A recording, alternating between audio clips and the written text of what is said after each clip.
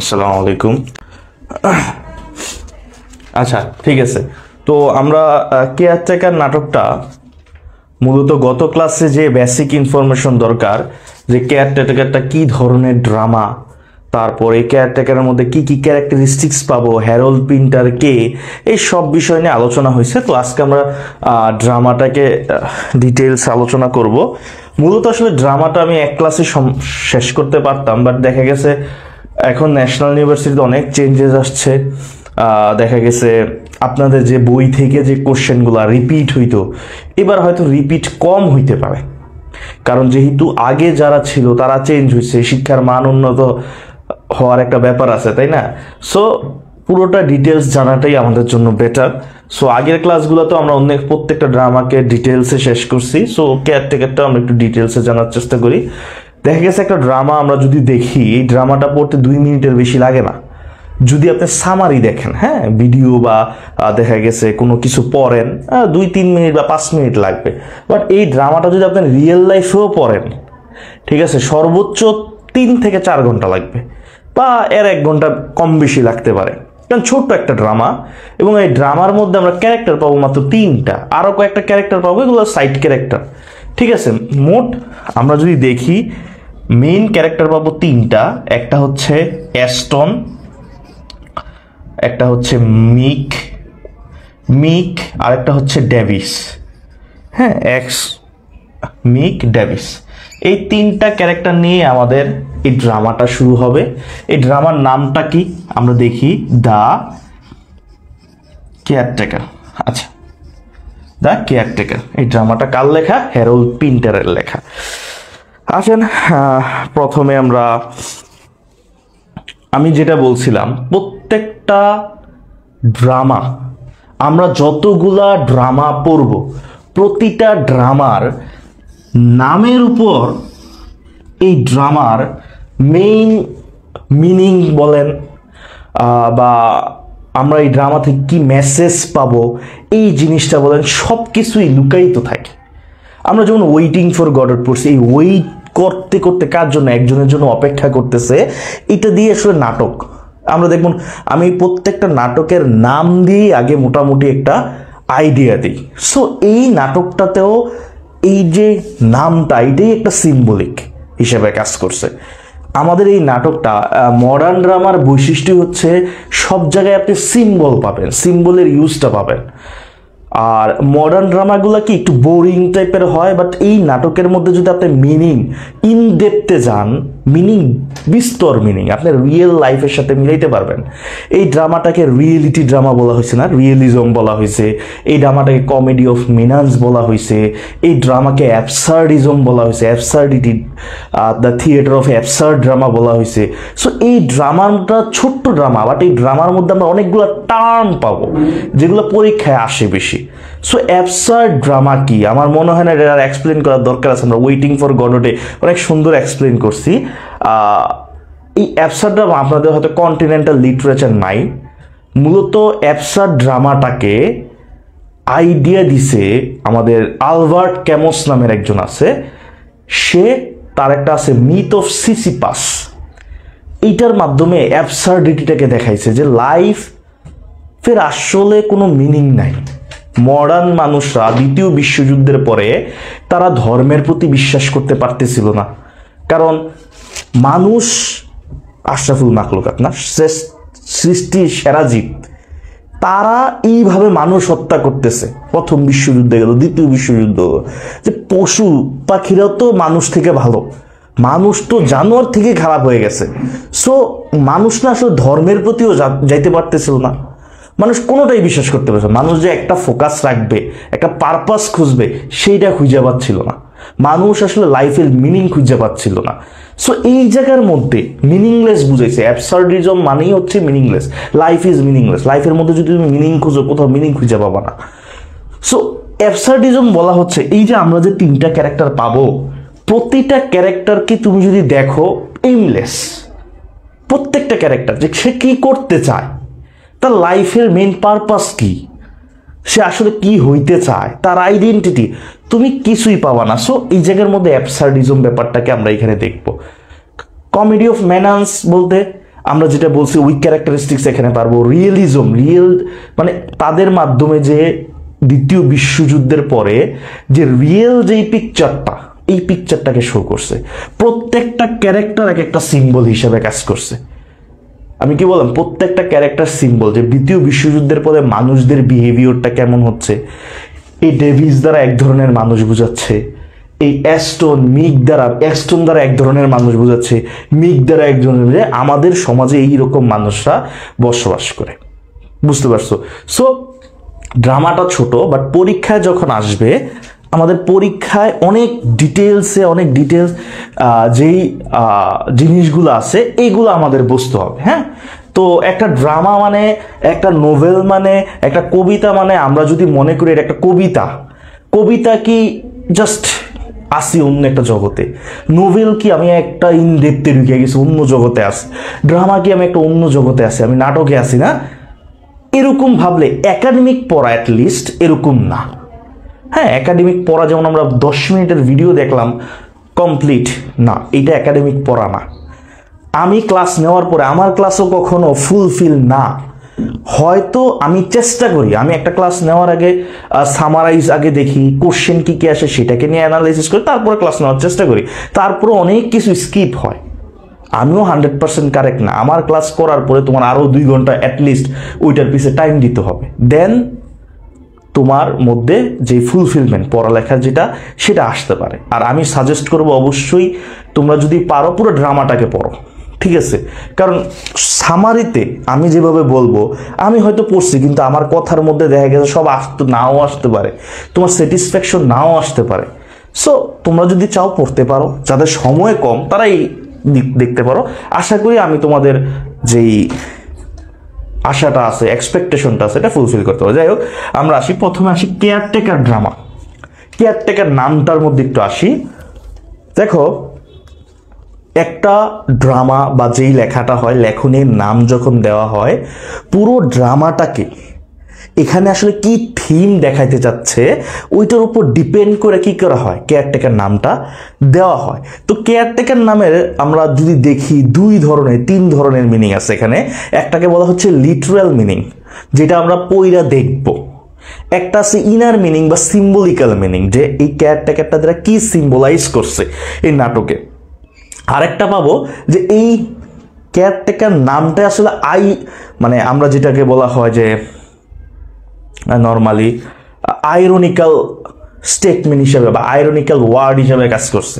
দেখো, প্রথমে আসো আমরা যদি দেখি কেয়ারটেকার নামটা কিভাবে আসছে। আমরা এই নাটকের মধ্যে একটা থার্ড পারসন যে পাবো, ডেভিস, সে এই ফ্যামিলি না, এই ফ্যামিলির 2 ভাই, অ্যাস্টন এবং মিক, তারা 2 ভাই। এই 2 ভাইয়ের মধ্যে এই ডেভিসকে থার্ড পারসন হিসেবে তার ফ্যামিলিতে আনছে, তাকে দায়িত্ব দেওয়া হয়েছে কেয়ারটেকারের। কিন্তু দেখা যায় আমরা নাটকে এই যে দায়িত্ব দেওয়া হয়েছে ওইখান থেকে নাম আসছে কেয়ারটেকার, বাট নাটকে আমরা দেখব ডেভিস সে কেয়ারটেকারের কোনো দায়িত্বই সে পালন করে নাই। আবার এটার আরেকটা মিনিং হচ্ছে টেকস কেয়ার, মানে প্রত্যেকেরই টেক কেয়ার করা, কিন্তু এই নাটকের মধ্যে কেউই কারো টেক কেয়ার করে নাই। সো এই ওয়ার্ডটাই ইউজ হয়েছে আইরনিক্যালি, ঠিক আছে? এই ওয়ার্ডটা দ্বারাই আইসোলেশন ব্যাপারটা, যে কেউ কারো টেক কেয়ার করে নাই, তিনজনের আলাদা স্টেট, মানে আলাদা একটা ওয়ার্ল্ডে ছিল। সো তারা একে অপরের সাথে ওরকম ছিল না, ল্যাক অফ কমিউনিকেশন যেটা। সো টাইটেলের মধ্যেই আমরা দেখবো, পুরো নাটকটা পড়ার পরে তুমি যদি টাইটেলটার দিকে তাকাও, মনে হবে টাইটেলটাই আসলে আইরনিক্যালি ইউজ করা হয়েছে, যে আসলে দেখাইছে দ্য কেয়ারটেকার, বাট আসলে নাটকের মধ্যে কোনো ক্যারেক্টারের মধ্যে যে টেক্স কেয়ার যে ব্যাপারটা আছে বা যাকে রেসপন্সিবল দেওয়া হয়েছে তার মধ্যে এই জিনিসটা ছিলই না, ঠিক আছে? যাই হোক, আমরা নাটকটা পড়ি, তাইলে এই নাটকের যে নামটা, এটার সার্থকতা বোঝা যাবে। এবার আসো, আমরা যদি দেখি নাটকটা 3টা অ্যাক্টে আছে। কয়টা অ্যাক্টে? 3টা অ্যাক্টে। প্রথম অ্যাক্ট যখন শুরু হয়, আমরা দেখব, আমরা তো প্রত্যেকটা ক্যারেক্টার সম্পর্কে জানি। অ্যাস্টন কেমন মানুষ, খুবই দয়ালু, ঠিক আছে, এবং একটু শাই প্রকৃতির, একটু লজ্জাশীল প্রকৃতির মানুষ।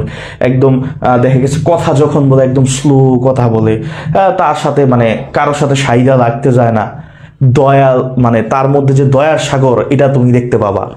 মাইক হলো তার ছোট ভাই, অ্যাস্টনের ছোট ভাই, ঠিক আছে, যে কিনা ইয়াং, এবং সে তোমার যে ঘর বাড়ি ডেকোরেশন করে না, এইসবের কাজ করে, হ্যাঁ, এবং অ্যাম্বিশাস, সে কিছু একটা করার ইচ্ছা বা ইন্টেলিজেন্ট, এই ব্যাপারগুলো আমরা দেখবো তার মধ্যে। ডেভিস হলো একজন ভবঘুরে 60 বছর বয়সী একটা মানুষ, বৃদ্ধ। দ্বিতীয় বিশ্বযুদ্ধের পরে সে তার ফ্যামিলি যেই মেম্বাররা আছে কোনোভাবে হারায় ফেলছে বা মারা গেছে বা কোনো একটা ইনসিডেন্টে তাদের সবার থেকে সে দূরে হয়ে গেছে, সে একাকী, মানে তার কোনো লাইফে আইডেন্টিটি নাই, ঠিক আছে। দ্বিতীয় বিশ্বযুদ্ধের ফলে সে আইডেন্টিটিও হারায় ফেলছে। তো সে একটা জায়গায়, যেই জায়গায় কাজ পায় সেখানে কাজ টাজ করে আর কি, এবং সে হলো সেলফিশ টাইপের একটা মানুষ, সে নিজেকে নিয়েই ভাবে, ঠিক আছে, এবং ডোমিনেন্ট করার যে তার নিজের কিছু নাই, বাট সে মানুষের উপর ডোমিনেন্ট করতে চায়, সে পাওয়ার খাটাইতে চায়। সেটা আমরা নাটকের মধ্যে দেখব। প্রত্যেকটা ক্যারেক্টারকে তুমি আলাদা করে অ্যানালাইসিস করতে পারবা নাটকটা শোনার পর। দেখো, নাটকটা যখন শুরু হয় একটা বারে, কি হয়, আমাদের অ্যাস্টন সেখানে যায় সন্ধ্যার দিকে, সে ওই জায়গায় যায়, এবং ডেভিস ওইখানে সে কি করে, কাজ করে। কিসের কাজ করে দেখো, ডেভিসের কাজটা কি ওইখানে, এটা আগে আমরা একটু দেখি। ডেভিস ওইখানে সে ক্লিনিং এর কাজ করে। কিসের কাজ করে? ক্লিনিং এর, টেবিল পরিষ্কার করা, ঠিক আছে। তার কাজ হচ্ছে কি, সে ওইখানে টেবিল পরিষ্কার করে। তার কাজ হচ্ছে সে ওইখানে ফ্লোর পরিষ্কার করা, ঠিক আছে, মানে পরিষ্কার পরিচ্ছন্ন করার কাজ হচ্ছে কার? ডেভিসের। কোন জায়গায়? যেই জায়গায় সে কাজ করে। এবং ওইখানে আরো লোক আছে যারা অনেকের কাজ করে। আরেকজনের দায়িত্ব আছে ময়লা ফেলা, ময়লা তুইলে ময়লাটা ফেলা আরেকজনের দায়িত্ব, আরেকজনের, এক একজনের এক একটা দায়িত্ব আর কি। সো ওইখানে যখন অ্যাস্টন যায়, গিয়ে দেখে মারামারি চলতেছে, ঠিক আছে, একে অপরের সাথে কি চলতেছে? মারামারি চলতেছে।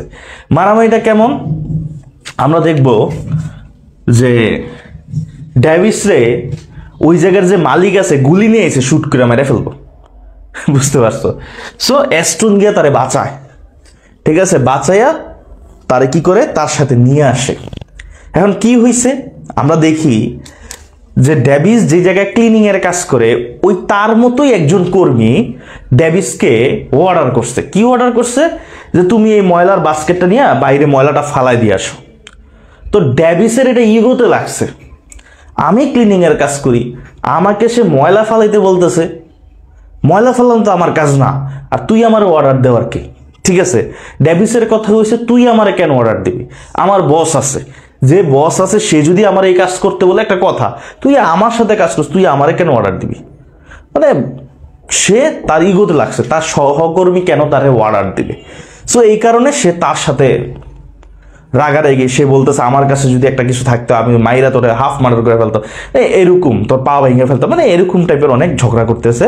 এই সময় মালিক আইসা এই ঘটনা দেখে মালিক নিয়েছে গুলি করে, গুলি করবো, বুঝতে পারছো? এই হলো অবস্থা। সো ওইখান থেকে কি করছে অ্যাস্টন, এই দেইখা বুড়ো লোক তারে কি করছে, নিয়ে তার বাসায় নিয়ে আসছে। তো বাসায় যখন আনার পরে সে বাসায় না বলতেছে যে ঠিক আছে তুমি থাকো কোথায়। তো সে তো আসলে তার কিছু নাই, বলতেছে না আমার কোনো মানে আমার থাকার কোনো জায়গা নেই, আমি এখানেই জব করতাম, এখন তো আমার জব নাই। আচ্ছা ঠিক আছে চলো আজকের রাতটা তুমি আমার বাসায় থাকবা। তো বাসায় নিয়ে যায়, এবং সে যাওয়ার পরেও সে কমপ্লেন করতেছে, এমন এমন সে কেন অর্ডার দেবে, মানে সে নিজেরা জাহিরি করতেছে। তো অ্যাস্টন দেখো স্বভাবতই খুব ভালো মানুষ, সে যখন তার বাসায় আনে, তার বাসাটা হলো, তার বাসার মধ্যে থাকে অ্যাস্টন আর মাইক, এই দুজনই তার বাসায় থাকে। মিক দেখলো দরজা দিয়ে কে যেন ঢুকতেছে, সে জ্যাকেট ট্যাকেট পুরা রুমের মধ্যে বসে আছে, বুঝছো, বা শুয়ে আছে, এরকম একটা অবস্থা। যখন রুম ঢুকছে, দরজা খুলছে, সে দরজা দিয়ে তাকায় দিয়ে বুড়ো লোকটা, সে অনেকক্ষণ ফলো করছে তার দিকে, তাকায় দেখছে, দেখার পরে যাক ঢুকছে। এখানে একটা কথা বলে রাখি, হোম যেই ব্যাপারটা আছে, এই বাসাটা একটা সিম্বলাইজ করে যে বাসাটা হলো আমাদের সিকিউর প্লেস, যেখানে আমরা শান্তিতে থাকি, পিস আমরা যেখানে পাই, ঠিক আছে, এইটাকে বলা হয় হোম, তাই না? যেমন একটা কথা আছে যে every house is not a home, every house is not home, একটা কথা আছে না যে every house is not home. কথা হলো এভরি হাউস, প্রতি ঘরই ঘর না, এমন কেমন না। এখানে হোম বলতে বোঝায় যেখানে তুমি গিয়ে মেন্টাল পিস পাও। দেখবা মেয়েদের 18 বছর বয়সের পর হইলে তার যে নিজের ঘরে সে নিজের সিকিউর ফিল করতো, সে নিজে শান্তিতে থাকতো, ঠিক আছে, সে যে জায়গায় নিজেকে মনে হইতো যে সে সিকিউর, তার সিকিউরিটি আছে, সে এখানে শান্তি, সে যে জায়গায় যাক মনে হয় নিজের ঘরে আসলে একটা শান্তি লাগে না। কিন্তু 18 বছর বয়সের পরে দেখবা বাবা মা যখন বিয়ের চাপ দেবা, বিভিন্ন মেন্টাল প্রেশার আসে, তখন দেখবা ওই ঘরটাতে দেখবা ঘরে থাকো ঠিকই, একটু পর পর এসে এক একজন এক এক কথা বলে, তো তুমি ওইখানে শান্তি পাও না, মনে হয় যে আমি এইখান থেকে বের হইতে পারলে বাঁচি, ঘরে থাকতে ভালো লাগে না। এই যে সিচুয়েশনটা, এইটা কি তোমাকে মেন্টাল পিস দেয়? দেয় না। এই কারণে বলছে every house is not home, যে প্রত্যেকটা ঘরই আসলে মেন্টাল পিস থাকে না।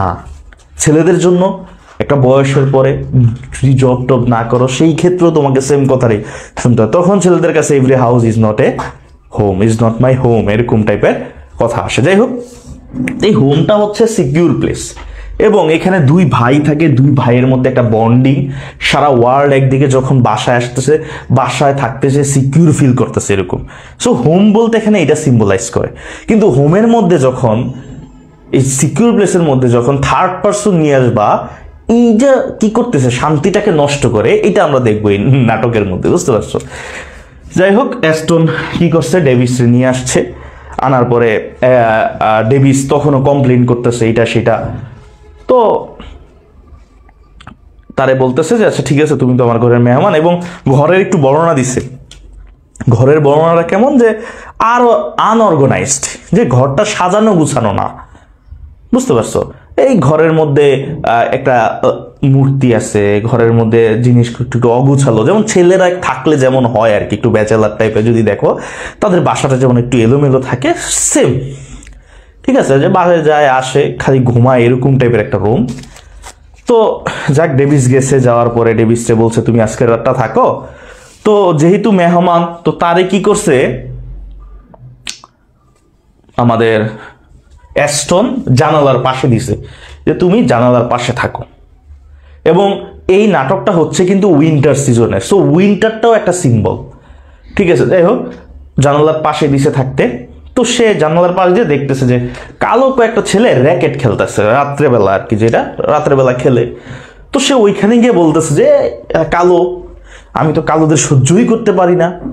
দেখো, ডেভিস 60 বছর বয়স একটা মানুষ, সে নিজের থাকার জায়গা নাই, সে নিজে আইসা বলতেছে আমি কালোদের দেখতে পারি না, কালোরা খুবই খারাপ। দেখো, দ্বিতীয় বিশ্বযুদ্ধের পরেও ওয়ার্ল্ডের মধ্যে যে রেসিজম ব্যাপারটা আছে, সেইটা এই ক্যারেক্টারটার মাধ্যমে দেখাইছে, ঠিক আছে। যাই হোক, তো আইসা সে এটা বলতেছে, এরা বলতেছে যে এই জায়গাটা ভালো না, বা এরকম বদনাম টদনাম করতেছে, এবং নিজের জাহির করার চেষ্টা করতেছে। এবং সে বলতেছে আমি অনেক পরিষ্কার পরিচ্ছন্ন মানুষ, আমাকে মানে সে কমপ্লেন করতেছে যে আমারে ময়লা ফালাইতে হয়েছে, অথচ তা সে কিন্তু ক্লিনিং এর কাজ করে। তো বলতেছে আমি কতটা পরিষ্কার তুমি জানো? সে ডেভিস তার ওয়াইফকে ডিভোর্স দিয়ে দিছে। কেন? বলতেছে যে একটা প্যানের মধ্যে যেটা দিয়ে রান্না করা হয়, শাক রান্না বা বিভিন্ন জিনিস রান্না করা হয়, ওইখানে আমার স্ত্রী দেখি তার আন্ডারওয়্যার ওইখানে রাখছে। সো এইটা দেখে আমি তখনই আমার স্ত্রীকে ডিভোর্স দিয়ে দিছি। সো যেই জায়গা নিয়ে আমি এত পরিষ্কার মানুষ, সে আমারে বলে ময়লা ফালাইতে, ঠিক আছে। তো ডেভিস এই কমপ্লেন করতেছে। তো অ্যাস্টন সাদাসিধা মানুষে শুনতেছে, সে চুপচাপ, অ্যাস্টন চুপচাপ শুনতেছে, সে তারে থাকতে দিছে, এবং ওই রাতটা সে ওইখানে থাকে। এবং মাঝরাতে আসলে ডেভিস খুব নাক ডাকতেছিল, তো অ্যাস্টনের ঘুমাইতে সমস্যা হয়, বেচারা উইঠা বইসা আছে, যে এমন নাক ডাকলেই ঘুমানো যায়। যাই হোক, পরের দিন সকালে যখন ডেভিস উঠে, অ্যাস্টন তার কাছে কমপ্লেন করে যে তুমি রাতে অনেক নাক ডাকো, আমি আসলে তোমার নাক ডাকার জন্য ঘুমের ডিস্টার্ব হয়। ডেভিস বলে না, ভুলেও না, তুমি কি বলো নাক ডাকি। সে আরো কমপ্লেন করা শুরু করছে। দেখো, তারে কিন্তু থাকতে দিছে, তার থাকার জায়গা নাই, ঠাই নাই, তার ঠাই দিছে, সে আবার কমপ্লেন করতেছে যে কি বলো না বলো, নাকটা আমি ডাকি না, ওই যে পাশে যে বাইরে খেলতেছে মনে হয় ওই আওয়াজে তোমার সমস্যা হয়েছে, আর তুমি এই শীতের মধ্যে আমার জানলার পাশে থাকতে, আমি এখানে কমফোর্ট ফিল করি না, আমার শীতে তো সারা রাত ঘুমই হয়নি, অথচ সে ঘুমাইছে নাক ডাইকা। তো তার মধ্যে সে কমপ্লেইন, শুধু কমপ্লেইন, ঠিক আছে। যাই হোক, অ্যাস্টনের কথা বাড়ায় না, অ্যাস্টন বলতেছে ঠিক আছে। তো অ্যাস্টন সে যে জায়গায় চাকরি করতো ওইখান থেকে তার ব্যাগটা নিয়ে আসে। তো সে যখন অ্যাস্টন যখন বের হয়ে যায়, ডেভিস কি করে, অ্যাস্টন যাওয়ার পরেই সে সবকিছু খোঁজা শুরু করে মানে তারা দেখে মানে রহস্যময় ক্যারেক্টার মনে হচ্ছে যে চুরি টুরি করবো এরকম টাইপের, সে সব কিছু হাতায় হাতা দেখতেছে। এই টাইমে মিক দূরের থেকে তার এরকম দেখা মিক আইসা পিছু দিয়ে চড়ায় ধরছে ধপ করে ঝাপটি দিয়ে। তো সে ডেভিস গেছে ডরায় ছাড়তেছে না। তো মিক একটু দুষ্ট টাইপের ক্যারেক্টার।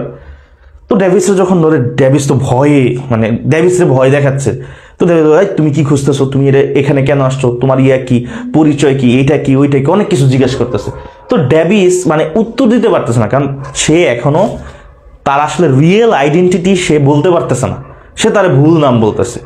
ঠিক আছে, যাই হোক এইভাবে দেখা গেছে তাদের মধ্যে ইয়া হয় যে ডেভিস তার নাম হিসাবে ইউজ করে, আইডেন্টিটি হিসেবে ইউজ করে কি জানো, তার নাম বলে এরকম যে বার্নার্ড জেনকিন্স, এই বলে তার নাম মানে ছদ্মনাম মানে আইডেন্টিটি প্রকাশ করে।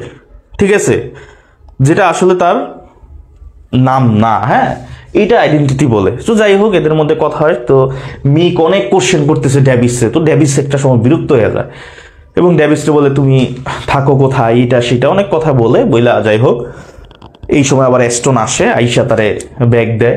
তো ডেভিস ব্যাগটা খুইলা দেখে পরে বলতেছে না এটা তো আমার ব্যাগ না। তো যাই হোক এই টাইমে অ্যাস্টন বলতেছে আচ্ছা ঠিক আছে, তোমার তো থাকার জায়গা নাই, তুমি একটা কাজ করতে পারো, আমাদের বাসার কোনো কেয়ারটেকার নাই, তুমি চাইলে আমাদের বাসার কেয়ারটেকার হিসেবে কাজ করতে পারো। আর আমার স্বপ্ন আমাদের যে ভাঙ্গা বাড়িটা আছে, মানে ওদের বাড়িটা কেমন যে চালটা আর কি ফুটা, এখান দিয়ে রাত্রে পানি পড়ে টপটপে। সো এইটার কারণেও ঘুমের ডিস্টার্ব হয় অনেক। তো বলতেছে আমি চাই যে আমার ভাইয়ের জন্য এই রুমটা একটা ভালো রুম হোক, ভাইয়ের জন্য একটু সুন্দরভাবে ডেকোরেট করি, এটা আমার ইচ্ছা। তো ডেভিসকে বলে তুমি এটা করতে পারবা, তো তুমি এটা একটু করো নাকি। তো ডেভিস বলতেছে চাকরি বাকরি নাই, তো সে চিন্তা থাকার জায়গা পাইছি, তো ঠিক আছে আমি এটা করবো। এরপর তাকে কেয়ারটেকার জবের অফার দেয় যে তুমি একটা কাজ করো, তুমি কেয়ারটেকার হিসেবে আমাদের এখানে থাকো, আর তোমার যে আইডেন্টিটি, তোমার তো আমরা চিনি না, তো তোমার আইডেন্টিটি লাগবে, তোমার পেপারস কোথায়। কি বলতেছে অ্যাস্টন, কি বলতেছে পেপারস। তো পেপারস একটা সিগনিফিকেশন, ঠিক আছে, যে পেপারস দ্বারা বুঝাচ্ছে আইডেন্টিটি, একটা মানুষের আইডেন্টিটিটা বুঝাচ্ছে কি দ্বারা, পেপারস দ্বারা। তো ডেভিস বলতেছে যে আমার পেপারস তো আসলে সিট কাপে। কোথায়? সিট কাপে, যে এখান থেকে একটু দূরে, তো আমার ওইখানে যেতে হবে, আমি পেপারগুলো নিয়ে আসবো। তো আমি যে যাবো, আমার তো জুতা নাই। তো অ্যাস্টন তার একটা জুতা দেয়, দুইটা শু দেয়। তো শুগুলো একটু বড়, তার পায়ে লাগতেছে না, এবং সে কমপ্লেন করতেছে এই শুটা একটু বড়, এই শুটা পরলে তো আমার পা ছিলা যাইব, এরকম টাইপের কমপ্লেন করা শুরু করে। তো যাই হোক মানে ডেভিস চাইতেছে না যাবে, তো বলতেছে যাই হোক আমি পরের দিন সিট কাপে যাবো, গিয়ে আমি আমার কাগজপত্র নিয়ে এসে দেবো, এই বলে যাই হোক ওই দিন রাতেও তারা ঘুমায়। ওই দিন রাতের বেলা মিক গিয়া ডেভিস আবার ভয় দেখায় ভ্যাকিউম ক্লিনার দিয়ে। ঠিক আছে, তার গিয়ে আবার ভয় দেখায় এবং বলে আচ্ছা ঠিক আছে তুমি যে এখানে আসো ভাড়া দাও। মানে মিক হইলো একটু কমার্শিয়াল টাইপের, হ্যাঁ তুমি এখানে থাকো, প্রতিদিন তো আমার এখানে থাকতে হলে ভাড়া দিতেই, তুমি ভাড়া দাও। আচ্ছা ঠিক আছে তুমি তো ভাড়া দাও না, তুমি একটা কাজ করলে তো পারো, তুমি আমাদের বাসায় কেয়ারটেকার হিসেবে থাকলে পারো, তো তোমার ভাড়া লাগবো না, তুমি এমনি থাকবা, আমাদের টেক কেয়ার করবা। তো ডেভিস একটু অবাক হয়ে যায় যে বড় ভাইয়ের সাথে আমার কথা বললাম, বড় ভাই আমার সকালে বললো কেয়ারটেকার হিসেবে থাকতে, রাত্রেবেলা ছোট ভাই এসে বলে থাকতে, আসলে বাসার মালিক কে? তো সে তার জিজ্ঞাসা আসলে বাসার মালিকটাকে। তো মিক বলে বাসার মালিক হচ্ছে আমি হলাম real owner of the home. তো এই কথা শুনি না ডেভিস সে আর একটু মানে ডোমিনেটেড ক্যারেক্টার হয়ে পড়ে, মানে সে এরপর থেকে অ্যাস্টনের সাথে একটু খারাপ বিহেভ করা শুরু করে, বুঝতে পারছো? তো যাই হোক এইভাবে যখন চলে এবং ডেভিসও দেখলো যে মিক একটু স্মার্ট অ্যাস্টন থেকে, তো এইভাবে যখন চলে, তো অ্যাস্টন একদিন রাতের বেলা ডেভিসকে আর কি দেখা গেছে, আমরা দেখবো যে এই ঘরের মধ্যে দুই ভাই থাকে, কিন্তু দুই ভাইয়ের মধ্যে কেউ কারোর সাথে কথা বলে না। এই জায়গার মধ্যে আরেকটা জিনিস সিম্বল ইউজ করে, সেটা হলো ল্যাক অফ কমিউনিকেশন, যে তাদের মধ্যে কমিউনিকেট ব্যাপারটা হচ্ছে না। দুই ভাই একই বিল্ডিং এ থাকে, একই ইয়াতে থাকে, কিন্তু কেউ কারোর সাথে কথা বলে না, চুপচাপ থাকে। আর অ্যাস্টন খুব স্লো কথা বলে, তো আমরা তো জানি না স্লো কথা কেন বলে। তো অ্যাস্টন একদিন ডেভিসের সাথে বৈশা বলতেছে যে দেখো আমার তো একটু আমার একটা সমস্যা হয়েছে, যার কারণে আসলে আমি কিছু জিনিস চিন্তা করতে অনেক সময় লাগে, আমার সমস্যা হচ্ছে ছোটবেলায় আমার হ্যালোসিনেশন হইতো। কি হইতো? হ্যালোসিনেশন, যে আমি মানে বিভিন্ন জিনিস দেখতাম, ভয় লাগতো। তো এই কারণে ডক্টররা আমার জোর কইরা ইলেকট্রিক শক দিছে। কি করছে? জোর কইরা। দেখো এই জিনিসটা আমাদের সমাজের ব্যাপারটাও দেখাইছে যে তুমি একটা জিনিস প্রবলেম ফেস করতেছো, সমাজ তোমার জোর করে একটা সলিউশন দিয়ে ওইখানেই ফেলাই দিতেছে, যেটা তোমার জন্য ভালো নাও হইতে পারে, ঠিক না?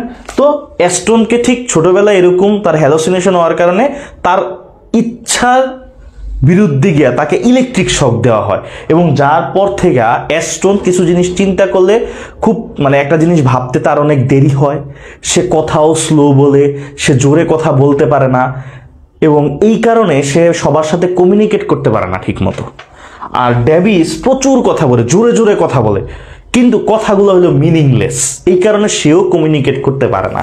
সো একটা আছে না ল্যাক অফ কমিউনিকেশন, যে দ্বিতীয় বিশ্বযুদ্ধের পরে মানুষের মধ্যে ল্যাক অফ কমিউনিকেশন হয়েছে। অ্যাস্টন যেমন একটা অ্যাক্সিডেন্টে তার এরকম হয়েছে, ঠিক দ্বিতীয় বিশ্বযুদ্ধের পরে এরকম অনেক মানুষ আছে যারা যুদ্ধের কারণে বা বিভিন্ন কারণে তাদের মধ্যে অনেক কিছু হারায় ফেলছে তারা। আমরা যদি দেখি অনেকে তাদের ফার্টিলিটি হারায় ফেলছে, অনেকে দেখা গেছে বিভিন্ন যুদ্ধে দেখা গেছে অনেকে স্মরণ শক্তি হারায় ফেলছে, অনেক ব্যাপার আছে, এবং তারা সমাজে বসবাস করতেছে, তাদেরকে অবহেলা করা হয়। ঠিক এরকমও একটা অ্যাস্টন একটা ক্যারেক্টার। যাই হোক, অ্যাস্টন এখানে ডেভিসে সম্পূর্ণ কথা বলে। এই জায়গা থেকে একটা সুন্দর জিনিস আমাদের মেসেজ পাওয়া উচিত। অ্যাস্টন যে তার গোপন কথাটা শেয়ার করছে না, ডেভিস ঠিক এইটার ফায়দা তুলছে। ডেভিস এবার অ্যাস্টনরে ছোট ভাবতে শুরু করে এবং অ্যাস্টনের প্রতি আরো ডোমিনেটেড হয়ে যায়, এবং ডেভিস চেষ্টা করে এই ডেভিস তো কোনো কাজ পারে না, ডেকোরেশন করতে বসে এটাও পারে না, কেয়ারটেকারের মানে ঘরের যে যত্ন নিব এইটাও পারে না। সে এবার চিন্তা করলো যে আমার তো এখানে থাকতে বসে। সে কি করতেছে, এই দুই ভাইয়ের কাছে, মিকের কাছে গিয়া ডেভিস অ্যাস্টনের নামে খারাপ কথা বলে, অ্যাস্টনের কাছে গিয়া মিকের নামে খারাপ কথা বলে, যাতে দুই ভাইয়ের মধ্যে একটা বিরুদ্ধ বা দুই ভাইয়ের মধ্যে একটা ভাঙ্গন তৈরি হয়, এবং সে ওইখানে পার্মানেন্টলি থাকে, এবং সে বেশিরভাগ মিকরে সাপোর্ট দেয়। সে অ্যাস্টনরে বলে অ্যাস্টন তো পাগল, তারা ইলেকট্রিক শক দেওয়া হয়েছে, সে ঘুমের মধ্যে উল্টাপাল্টা কথা বলে। চিন্তা করো, যে তারা এনে রাখছে তার বিরুদ্ধে কথা বলতেছে। তো যাই হোক, এক রাতে মানে প্রায় 2-3 সপ্তাহ পর তারা দুইজন এক রাতে ঘুমায়। তো আবার ডেভিস খুব জোরে জোরে নাক ডাকতেছে। তো অ্যাস্টন উইঠা রাগে কি করতেছে জানো, মানে সে তো ঘুমাইতে পারতেছে না, সে ওরকম করে বাড়ি দিতেছে। তো কয়েকবার বাড়ি দেওয়ার পরে ডেভিস ঘুম থেকে ওঠে, উইঠা ছুরি নিয়ে গেছে অ্যাস্টনের মারার জন্য। তুই বেটা আমারে ঘুমাইতে দেস না, তুইও ঘুমাস না, গেছে ছুরি নিয়ে মারার জন্য। তো অ্যাস্টন বেচারা তো ভয় পেয়ে গেছে। তো অ্যাস্টন বলতেছে তুমি আসলে কোনো কাজের না, তুমি এটা ছাইড়া দাও, তোমার আমরা এখানে রাখবো না। তো ডেভিস উল্টা অ্যাস্টনে বলে তুই কি রাখবি না, তুই কি বাড়ির মালিক নাকি? তো যাই হোক, এরকম করে সে মিকের কাছে যায়, গিয়ে বলে তোমার ভাই তো এরকম এরকম করে, সে রাতের বেলা এই করে, ঘুমাইতে দেয় না, এইটা না সেটা না, সে একটা পাগল। এরপরে কথায় কথায় আবার বলতেছে তুমি আসলে কি ডেকোরেশন, তোমার তো আসলে ডেকোরেশনের চয়েসই নাই। মানে ডেভিস গিয়া দুইজনই আসলে মানে ডোমিনেট করার চেষ্টা করতেছে, পাওয়ার খাটানোর চেষ্টা করতেছে, দুইটা ডিভাইডেড কইরা দুইজনে যেমন শাসন করে এরকম ডেভিস শুরু করছে। মিক যখন শুনছে তার বাইরে বলছে পাগল, সে তখন রাগে গেছে। এবং আরেকটা রাগার কারণ হচ্ছে মিকরে ডেভিস বলতেছে তোমার কোনো চয়েসই নাই, তোমার ডেকোরেশন সম্পর্কে কোনো আইডিয়াই নেই। এইটা শুই না মিক তো আরো রাগান্বিত হয়েছে। এবার মিক ডেভিসে বলে যে তুমি তো বললা আসলে তোমার আইডেন্টিটি পেপারস নিয়ে আসবা, তোমার পেপারস কোথায়? ডেভিস আর কথা বলে না, বলতে তোমার তো পেপারসও নাই, তুমি যে এখানে আসো তুমি তো কোনো কাজও করো না।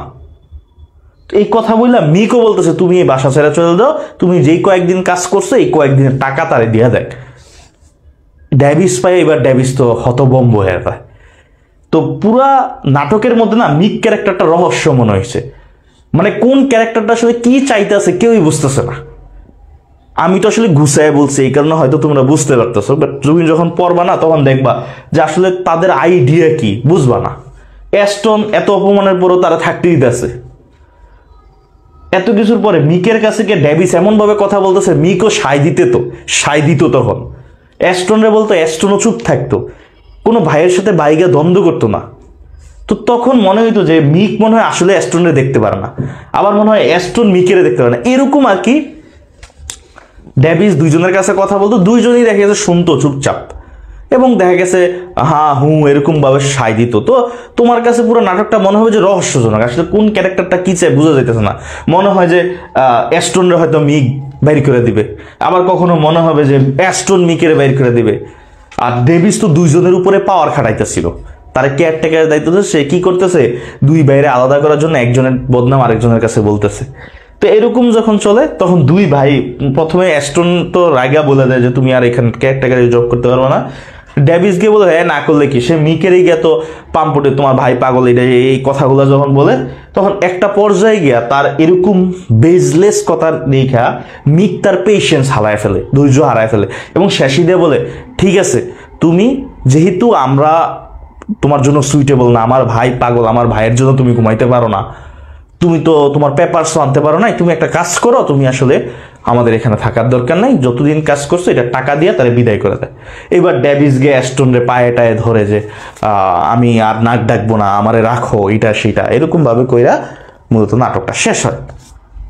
তো এই যে নাটকটায় কি বুঝলা তুমি যদি দেখো, এই নাটকের মধ্যে দেখবা যে একটা বাসায় যখন পিস, যে ব্যাপারটা শান্তি থাকে, থার্ড পার্সন ঢুকলে ওই বাসাটার মধ্যে শান্তি নষ্ট হয়ে যায়। এবং দেখা যায় যে তোমাদের দুইজনের মধ্যে যদি কোনো দেখবা দুই বান্ধবী খুব ভালো সম্পর্ক, থার্ড পার্সন একটা আসছে, আইসা কি করছে দুইজনের মধ্যে এমন ঝগড়া লাগাই দিছে, দুজনের লগে কথা বলো না, কিন্তু আসলে কাহিনী কি তোমরা নিজেরও জানো না, দুই একটা জিনিসটা অভিমান করে কেউ কারোর সাথে কথা বলো না। সো এই যে জিনিসটা যে থার্ড পার্সন সবসময় তোমার লাইফে কি করবে, ইন্টারফেয়ার করবে, তোমার লাইফে সমস্যা তৈরি করতে পারে। এবং এটা আরেকটা মেসেজ পাচ্ছ, সেটা কি, তোমার কখনো সিক্রেট কারো কাছে বলা যায় না।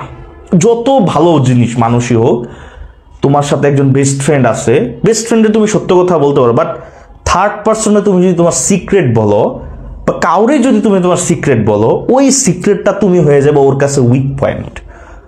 আমার কাছে তোমার একটা সিক্রেট বলবা, এরপরের থেকে আমি যেই কাজই করবো তোমার আমি উইকই ভাববো যে এত আসলে এই কাজটা করছে। তুমি যত ভালো কাজই করো, ধরো সাপোজ তোমরা আমাকে খুবই ভালো জানো, ভাইয়া এরকম, ভাইয়া ওরকম, এরকম আমার শতটা ভালো কাজ আছে।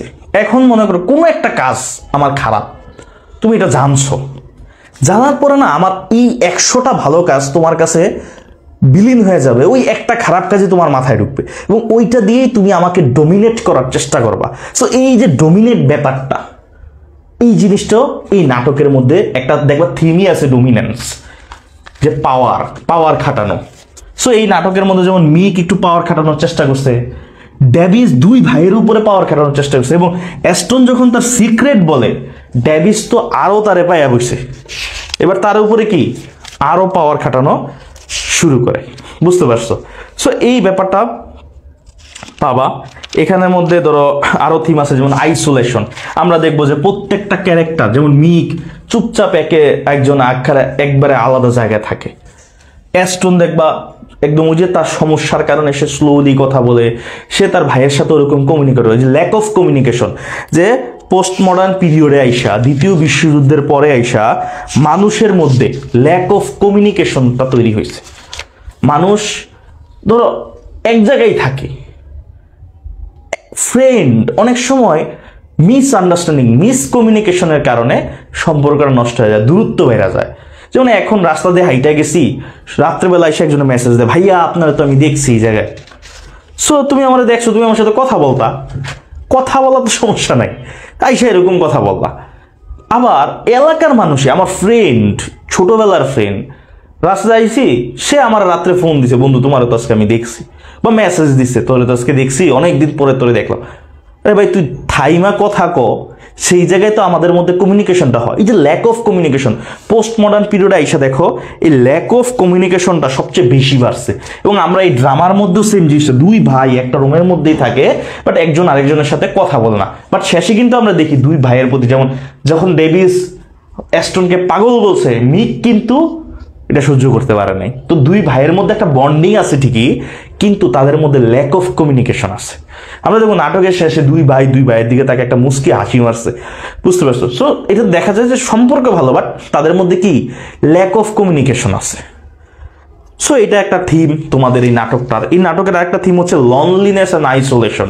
আমরা দেখবো অ্যাস্টন নিজেকে আইসোলেট করে ফেলছে পুরো সমাজ থেকে। তার ওই যে ছোটবেলায় হ্যালুসিনেশন হইতো, সে এটা চাচ্ছে না তার ইলেকট্রিক শক দিয়ে, সমাজের মানুষ তার জোর করে ইলেকট্রিক শক দেওয়া হয়েছে নাকি, তার মানে তার ইচ্ছার বিরুদ্ধে দিয়ে হয়েছে। ঠিক এরকম আমাদের লাইফও কিন্তু হচ্ছে। আমরা চাই না এটা, আমি একটা প্রবলেমে পড়ছি, প্রবলেমের সলিউশন অন্যভাবে হইতে পারে, কিন্তু আমাদের ফ্যামিলি বা আমাদের সমাজ কি করতেছে যে আমাদেরকে এমন সলিউশন দিচ্ছে যেটা আমার পুরো লাইফের উপরে এফেক্ট পড়তেছে। সো এই জিনিসটা দেখাচ্ছে। তো অ্যাস্টন ওই সময় থেকে সবার থেকে একটু নিজের আলাদা করে ফেলছে। সো পোস্ট মডার্ন পিরিয়ডে মানুষটা কি করে ফেলছে, দ্বিতীয় বিশ্বযুদ্ধের পরে মানুষদের যখন এরকম দেখতেছে, সমাজেরও মানুষ নিজের মানে আলাদা করে ফেলছে। এই যে আইসোলেশন ব্যাপারটা, নিজের থেকেই আলাদা হয়ে গেছে সবকিছু থেকে, লনলিনেস, একাকী ফিল করা। এই যে অ্যাস্টন তার ভাইকে কথাগুলো বলতে পারেনি, এই কারণে থার্ড পার্সন রেগে তার সিক্রেট বলছে, বাস খেয়ে গেছে, বুঝতে পারছো এই ব্যাপারটা। Lack of communication, isolation theme আরেকটা হইতে বলে যে ভায়োলেন্স অ্যান্ড মিনান্স। আচ্ছা, ভায়োলেন্স ব্যাপারটা কি, যেমন এই যে মিক মাঝে মাঝে সে তার আনন্দের জন্য সে গিয়ে কি করতো, ডেভিসে ভয় দেখাইতো, ভ্যাকুয়াম ক্লিনার দিয়া ভয় দেখাইছে। তো এই জিনিসগুলোকে এখানে ভায়োলেন্স হিসেবে দেখাইছে। ঠিক আছে, যে অনেকের কাছে জিনিসগুলো মজার মনে হয়, কিন্তু অনেকের কাছে এই জিনিসটা কি খুব ভয়ের একটা ব্যাপার। সো আমাদের এরকম করা উচিত না। সো এখানে অনেকগুলো মেসেজ আছে। তো এখানে নামটা দেখো, দ্য কেয়ারটেকার নামের কথাটা আমি যেটা বলতাম যে দেখো এখানে কেয়ারটেকার মানে হচ্ছে ডেভিসকে নিছে, সে কি আসলে কেয়ারটেকারের দায়িত্ব পালন করছে? কেয়ারটেকারের দায়িত্ব পালন কি টেক কেয়ার করা তাদের। সে কি করছে?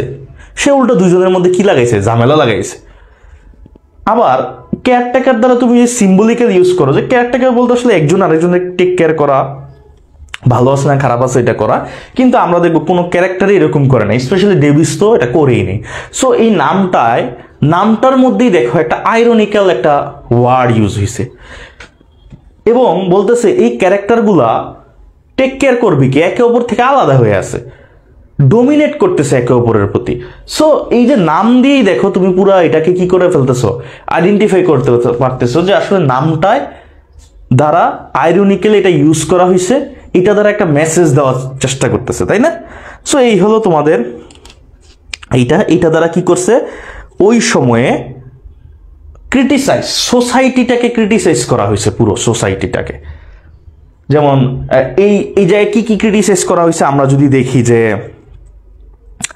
ডেভিস কি দেখাইছে, তার মধ্যে রেসিজম ব্যাপারটা আছে। ওই সময় দ্বিতীয় বিশ্বযুদ্ধের পরও মানুষ রেসিজম যে ব্যাপারটা আছে এই জিনিসটাকে ফুটিয়ে তোলা হয়েছে, ঠিক আছে। এবং সে দেখা গেছে তার যে আইডেন্টিটি ক্রাইসিস আছে ওই সাময়িক ব্যাপার, যে আইডেন্টিটি ক্রাইসিসের জন্য সে কোথাও আসলে নিজের সেফটি পাচ্ছে না। সো ডেভিস যেমন এই মানুষ আইডেন্টিটি ক্রাইসিসে আছে, এবং সে সমাজ থেকে নিজেরও আলাদা করার চেষ্টা করতেছে।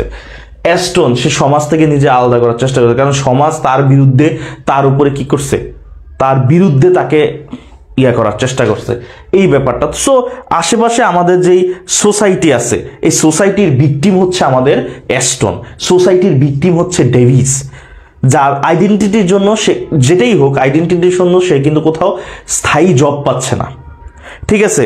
সো এই ব্যাপারগুলো আসলে আমাদের দেখাবে যে এই ক্যারেক্টারগুলোর মাধ্যমে মূলত আমাদের কি বোঝাচ্ছে, যে ওই সোসাইটিটাকে ক্রিটিসাইজ করা হচ্ছে, বুঝতে পারছো, যে সোসাইটির মানুষের চিন্তা ভাবনা, সোসাইটিতে মানুষরা কিভাবে থাকে, এবং প্রত্যেকটা ক্যারেক্টার হচ্ছে এক একটা সিম্বল হিসেবে কাজ করছে। ডেভিস এই ধরনের ক্যারেক্টারগুলো, যে সমাজে এই ধরনের মানুষও আছে, আসলে তুমি রিলেট করো ডেভিসের সাথে, যে তোমার চোরে চুরি করে আবার সিনা চুরিও করে, তোমার লগে আছে দোষ করবো, তুমি মনে করো কারো হেল্প করছো, সে হেল্প করছো এটা না দেখা সে আইসা তোমার সাথে বড়াই করা শুরু করবো, সে তোমার থেকে বড় এটা দ্বারা দেখানোর চেষ্টা করবো। ঠিক ডেভিস হইলে এমন একটা ক্যারেক্টার, সে নিজে সেলফ লাভ যেটা বলতেছে, যে সে যাই করুক নিজের জন্য করছে, যে নিজে যেন ওই বাসাটা স্থায়ীভাবে থাকা যায়। এরপরে তুমি যদি অ্যাস্টন দেখো, খুব দয়ালু মানুষ, বাট তার একটা প্রবলেম কি, সে মানে সে মানুষের সাথে কমিউনিকেশন করতে পারে না, ল্যাক অফ কমিউনিকেশনের তার ব্যাপার আছে, এবং সে সমাজের একটা ভিকটিম কে অ্যাস্টন, কারণ তাকে সোসাইটির মানুষটা বা সমাজের মানুষটা তাকে কি করছে, এই ইলেকট্রিক শক দিছে তার একটু প্রবলেমের কারণে। মিক আলাদা একটা ক্যারেক্টারের মাধ্যমে দেখাইছে যে সমাজে এই ধরনের মানুষরা আছে যারা কিনা অন্যদেরকে ভয় দেখানো ইয়ে করতে পারে। আবার এগুলার বাইরে যে ভাইয়ের প্রতি ভাইয়ের যে ভালোবাসাটা এইটাও শো করছে, আবার একজন আরেকজনের সাথে যে ল্যাক অফ কমিউনিকেশন এই জিনিসটাও শো করছে। সো এই নাটককে তুমি যদি দেখো অনেকগুলা পার্সপেক্টিভ থেকে তুমি দেখতে পারো, অনেকগুলো পার্সপেক্টিভ থেকে তুমি এই নাটককে এক্সপ্লেইন করতে পারো।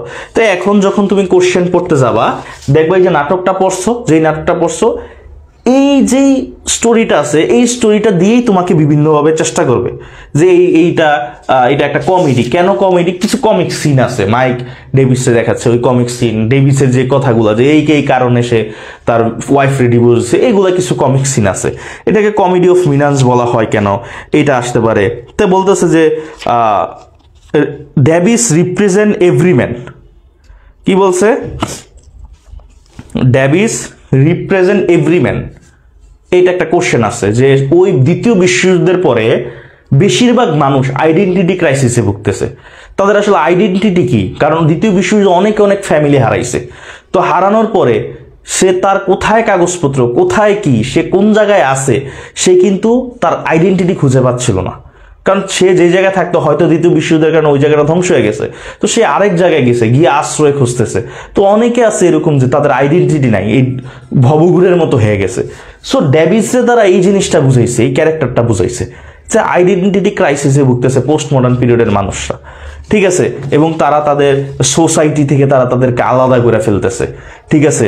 সো ডেভিসরে দিয়া পুরো মানুষদেরকেও বুঝাইতে পারে, ঠিক আছে, দ্বিতীয় বিশ্বযুদ্ধের পরে স্পেশালি পোস্ট মডার্ন পিরিয়ডে। সো এই কোশ্চেনগুলো তুমি এখানে পাবা, থিম এটা পাবা, সেটিংটা কেমন এটা পাবা, এখানে কিছু শর্ট নোট পাবা, সেটা হলো এই কেয়ারটেকার ড্রামাটার স্ট্রাকচারটা কেমন, তারপরে কেয়ারটেকার রুম আছে, রুম দ্বারা কি সিম্বলাইজ করা হয়েছে, এই যে রুমের মধ্যে যে বললাম ফার্নিচারগুলা বা কি বলতেছে যে আর আনঅর্গানাইজড এলোমেলো অবস্থায়, এই ব্যাপারগুলো পাবা। তারপরে এখানে যে ব্রিফ কোশ্চেনগুলো আছে আমি যা বলছি এগুলোই পাবা, ঠিক আছে? এগুলোই পাবা, এগুলোই একটু পড়ো, এখানে যে ব্রিফ কোশ্চেনগুলো আছে পড়ো, সেট সাজেশনে যেগুলো আছে এগুলো পড়ো, ক্লাসটা করো, পাশাপাশি ওইগুলো পড়ো। আশা করি এটা নিয়ে আর প্রবলেম হয় না। মেইন স্টোরি তো বুঝছো যে অ্যাস্টন একটা লোকেরে তার ঘরে ইনভাইট করছে বা ঘরে থাকতে জায়গা দিছে ডেভিসকে। ডেভিস একটা জায়গায় মারামারি করতেছিল, এখান থেকে আনছে, থাকতে দিছে। কিন্তু দেখা গেল যে ডেভিস নিজে কি করতেছে যে ওইখানে সে নিজের ব্যাপারে জাহির করার চেষ্টা করতেছে, এবং রাতের বেলা ঘুমানোর পরে ডেভিস নাক ডাকার পরও অ্যাস্টন যখন বলতেছে তোমার কারণে ঘুমাইতে পারি না, ডেভিস এটা অস্বীকার করে বলতেছে যে না, পাশে কালো মানুষটা খেলতেছিল, হয়তো এদের শব্দে তুমি ঘুমাইতে পারো নাই। এবং সে আরো বলতেছে যে তুমি আমার এই কোনায় দিছো, সে স্যাটিসফাইড না কোনোভাবেই। এরপরে যেমন রহস্যজনক ক্যারেক্টার, যখন অ্যাস্টন বেড়ে যায় সে জিনিসপত্র খোঁজাখুঁজি শুরু করে। আবার অ্যাস্টন যখন ব্যাগ আনে, ডেভিস বলতেছে এই ব্যাগ আমার না। আর অ্যাস্টন তাকে কেয়ারটেকারের দায়িত্ব দেয় এবং বলে যে তুমি তোমার কাগজপত্র নিয়ে আসো। সে বলে ঠিক আছে, সিট কাপের থেকে আমি কাগজপত্র আনতে যাব। কিন্তু পরের দিন সকালে সে বলতেছে আজকে ব্যাড ওয়েদার, আজকে যাইতে পারবো না। এরকম করে সে বাহানা দিয়ে আর কাগজপত্র আন না, কারণ ডেভিসের নিজের কাগজপত্র নাই, ঠিক আছে? এইভাবে দেখায়। তারপর মিক ক্যারেক্টারটা দেখায় যে মিক ডেভিসেও এরকম অনেক কোশ্চেন করে এবং দেখায় যে মিক বলতেছে যে ঠিক আছে আমি এই বাড়ির মালিক। তো ডেভিস কি করে এটার অ্যাডভান্টেজ নেওয়ার চেষ্টা করে, দুই ভাইয়ের মধ্যে ঝগড়া লাগানোর চেষ্টা করে, ঠিক আছে? এবং একটা সময় অ্যাস্টন তার সিক্রেট কাকে বলে, ডেভিসকে বলে। তো ডেভিস এই সিক্রেটটা শোনার পরে অ্যাস্টনের প্রতি আরও চড়াও হয়, তার উপরে আরও ডোমিনেট করা শুরু করে। তো এটা যখন হয় তো একটা সময় অ্যাস্টন বিরক্ত হয়ে পেশেন্স হারায়া ডেভিসকে বলে ঠিক আছে তোমার আর এখানে করার দরকার নেই। তো ডেভিস ভাবে যে ঠিক আছে আমারে বলছে করতে পারো। সে বললে কি মিক হলো আসল, সে মিকের কাছে গিয়া বলতেছে অ্যাস্টন হলো লেজি মানুষ, ক্রেজি মানুষ, পাগল, এইটা সেইটা, তোমার ভাই এটা করে ওইটা বলে, তোমার নামে এইগুলা বলে। তো একটা সময় মিকও ধৈর্য হারায় হয়ে যায় এবং মিকও তাড়ায় দেয়। শেষ। ড্রামা যদি পড়ো 1 মিনিটে গল্প শেষ। বাট ওইটার মধ্যে যে বললাম অনেক ব্যাপার আছে, lack of communication, post modern পিরিয়ডে ল্যাক অফ কমিউনিকেশন ব্যাপারটা, লনলিনেস, আইসোলেশন, তারপরে যেটা ভায়োলেন্স যে ব্যাপারটা আছে, পাওয়ার খাটানো, ডোমিনেন্ট একটা জিনিসটা, আইডেন্টিটি ক্রাইসিস দেখাইছে পোস্ট মডার্ন পিরিয়ডের পরে বা দ্বিতীয় বিশ্বযুদ্ধের যে আইডেন্টিটি ক্রাইসিস, এই যে সোসাইটি যে একটা আছে, ক্রিটিসাইজ দ্য সোসাইটি, এই ব্যাপারটা। এবার অ্যাবসার্ডিটি, লাইফ ইজ মিনিংলেস। এখানে দেখো প্রত্যেকটা ক্যারেক্টার, ডেভিস দেখো ওর লাইফেও কি করবো জানে না, ওর লাইফের কোনো এইম নাই, ওর একটাই আমার খায়া বেচা চলতে হইব, তো কেমনে চলতে হইব, আমি দরকার 2 বাইরের মধ্যে লাগে আমি থাকার চেষ্টা করব। অ্যাস্ট্রোনরও কোনো এইম নাই, তার এইম হচ্ছে যে যে ঠিক আছে মাইকরে আমি জাস্ট আমার একটা বাড়ি করে দিয়ে যেতে পারলেই হয়েছে। মিক যদি দেখো সে একটু অ্যাম্বিশাস, সে একটু বিজনেসম্যান এরকম টাইপের। সো প্রত্যেকটা ক্যারেক্টারই দেখো কারো কোনো আসলে ওরকম এইম নাই লাইফে। সো এটা দ্বারা অ্যাবসার্ডিটি বুঝাইছে যে সে আসলে কি করতে চায়, ঠিক আছে, অ্যাবসার্ডিটি বুঝাইছে। রিয়েলিটি, এই ড্রামাটার মধ্যে, রিয়েলিটি ড্রামার মধ্যে একদম রিয়েল যে ডায়লগগুলো এখানে দিছে, একদম 3টা ক্যারেক্টার, অল্প ক্যারেক্টার, এবং রিয়েলি আসলে এরকম ঘটনাই আমাদের সাথে ঘটে। দেখবা তোমার ফ্রেন্ডের সাথে ঝামেলা লাগাই দিচ্ছে 3rd পার্সনে। সো এরকম একটা মানুষ এখানে হোম সিম্বলাইজ করছে, শান্তির জায়গা, কিন্তু ওইখানে যখন 3rd পার্সন ঢুকে যায় সেখানটাও কি হয়ে যায়, অশান্তির জায়গা হয়ে যায়। এই ব্যাপারটা যে পুরোটাই রিয়েলিটি প্লে। তো দেখো এখানে তুমি যতগুলো টার্ম পড়ছো, প্রত্যেকটা টার্ম দেখো এই ড্রামাটার সাথে যায়। সো এইবার তুমি কোশ্চেনগুলো পড়ো, আশা করি এর বাইরে তুমি আর নতুন কিছু পাবা না, এগুলোই সব, ঠিক আছে। সো এটা পড়তে থাকো, ভালো থাকো, সুস্থ থাকো। আমাদের কেয়ারটেকার মডার্ন ড্রামাও শেষ।